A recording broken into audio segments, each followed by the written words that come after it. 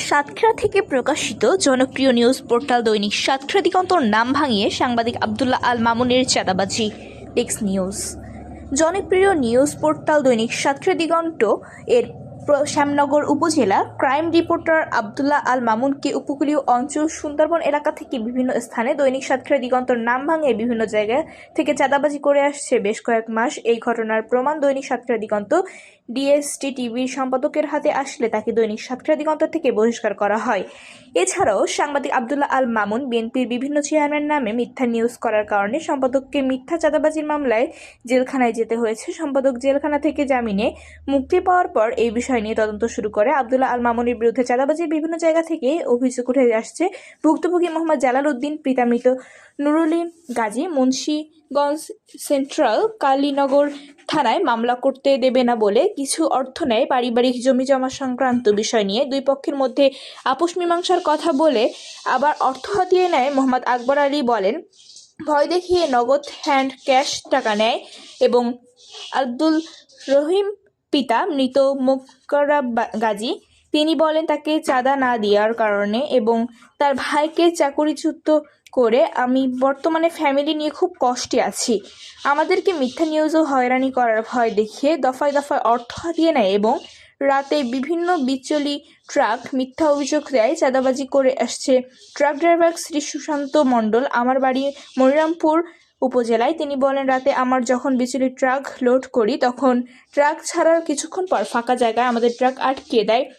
অকথ্য ভাষায় গালিগালাজ করে আমাদের কাছ থেকে টাকা হাতিয়ে নেয়। স্থানীয় কিছু দালালের সহযোগিতায় সুন্দরবনের মনসুদের সহযোগিতা করে আসছে এবং জেলেদের কাছ থেকে চাঁদা উঠিয়ে নেয়। সে বিভিন্ন মহলে মেনটেন করে। এছাড়া মুন্সিগঞ্জ ইউনিয়ন ২ নম্বর ওয়ার্ডে বাংলাদেশ জাতীয়তাবাদী বিএনপির যুব দলের সাংগঠনিক সম্পাদক এই পদকে পুঁজি করে বিএনপির সুনামধন্য দলের নাম ভাঙিয়ে এই অপকর্মগুলো করে আসছে জানায় স্থানীয় কিছু লোক। নাম প্রকাশ করতে অনিচ্ছুক সাধারণ মানুষ এদের মত চাঁদাবাজকে দল থেকে বহিষ্কার করার দাবি করেন। আমার দুই ভাই, এটা মার লিখিত জমি নিলাম বুনিয়াদে, সেই জমির করে গণ্ডগোল থাকে। তার ভিতরে 17 শতক জমি কোরপাস থাকাকালীন এইভাবে বহুদিন জেদ ধরে আসতে বহু লোকের বিচার সালিশ করেছে, এই পর্যন্ত কেউ রায় দিতে পারেনি। এখন আমার একটা জ্ঞানজাম হওয়ার পরে আমার বাড়ি পরে এসে তারা আমার ঘর দরজা ভেঙেছে এবং আমার ছেলেপিলে আমার সহ মারধর করেছে। মারধর করার পরে ওরা নিজেরা মাথা ফাটিয়ে থানায় গেছে, আমরাও থানায় গেছি।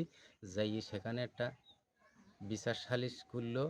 আল মামুন, শামসুদ, জয়নাল সাদা কাগজে লিখে পুড়ি নিল। নেবার পরে আমাকে বলল যে ওরা কেস করলে অনেক কিছু হবে, তা কেসে দেওয়ার দরকার নেই, তোমরা এই বিচারটা কল্লোপের মাধ্যমে মীমাংসা করি না। আর সেই হিসাবে আমরা বিচারে বসলাম।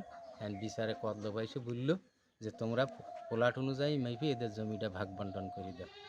এখানে জয়নাল এবং শামসুর আল মামুন সাংবাদিক জানি, সেই হিসাবে আমাদের বলল যে পল্লবের বলিছে কথা না, আমরা দখল মেপি নিই।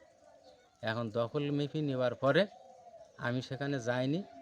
না গেলে আমি বললাম, তুই যে আমার ছেলেপিলির কাছ থেকে তোরা যে যুব দলের কর্মী এবং সাংগঠনিক, এটা তুই কিভাবে হলি? আমার ছেলেবেলের কাছ থেকে অনুমানিক 24,000 টাকা নিয়েছে। এই টাকাটা আমি বললাম, তাহলে তোরা বিচার যখন সঠিক করলি না, আমার টাকাটা ফেরত দে। এরা এখন বিভিন্ন রকম তালবাহনা সরিয়ে দিয়েছে, আমার এই টাকাটা দিচ্ছে না।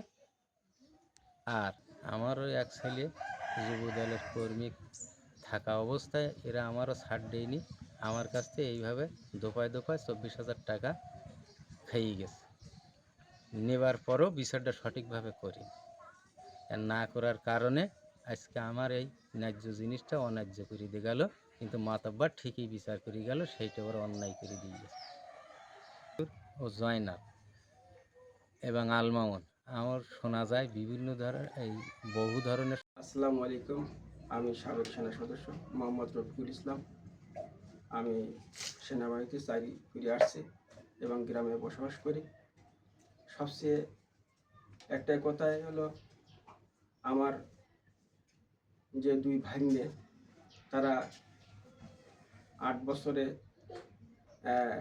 তাদের বাপ মারা যায় এবং সেনাবাহিনীর হাতে একজন অফিসারের হাতে উঠিয়ে দেয়। তারা লালন পালন করে এবং মানুষ করার পরে চাকরি সেনাবাহিনীতে চাকরি দেয় এবং প্রায় 15-16 বছর চাকরি করে আসতেছিলেন এবং গ্রামে ছুটিতে আসার পরে আমাদের আঁটি করে যে দুইজন এবং অনেকে আল মামুন এবং শামসু যুব দলের উনি কাজ করে যেমন সাংবাদিকতা কাজ করেন এবং বিভিন্ন লোকের কাছ থেকে চাঁদা আদায় করে এবং আমার দুই ভাগ্নে রহিম ও রহমানের কাছ থেকে চাঁদা দাবি করে। তারা চাঁদা না দেওয়ায় তাদের পিছনে লেগে তাদের থেকে চাকরি তাদের রিপোর্ট দিয়ে চাকরি থেকে তারা চলে আসে। আসার পরে রহমান এখন বর্তমান মুন্সিগঞ্জ বাজারে ভাজার দোকান দেয় এবং খুবই কষ্টে তারা দিনগুলো কাটাচ্ছে। তাই আমি সাতক্ষীরা দিগন্ত এবং যুব দলের সাধারণ সম্পাদক তাদের প্রতি আমি দৃষ্টি আকর্ষণ করছি, যাতে করে পরবর্তীতে এই সমস্ত যে চাঁদা আদায় করে বিভিন্ন জায়গায় সাংবাদিকতা করে যাতে না করে, তার জন্য আমি দৃষ্টি আকর্ষণ করছি। আসসালামু আলাইকুম। সবচেয়ে বিশেষ একটাই কথা হলো, আমার জানা মতে সাতক্ষীরা দিগন্ত এবং যুব দলের সাধারণ সম্পাদকের প্রতি আমার দৃষ্টি আকর্ষণ করছি, যাতে পরবর্তীতে এই ধরনের চাঁদা তারা আদায় না করে এবং মানুষের প্রতি যে খারাপ আচরণ করে